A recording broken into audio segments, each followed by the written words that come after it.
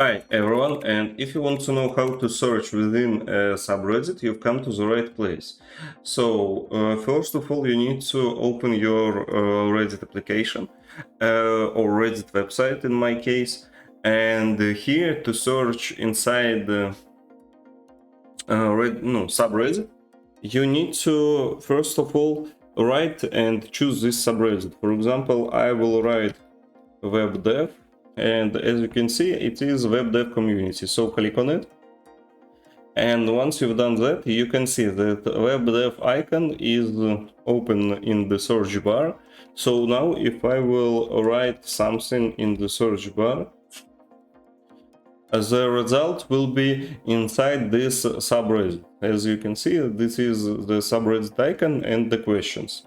So now I can scroll and search something I need inside the correct subreddit. That's all. Thank you for watching. Leave a like and subscribe.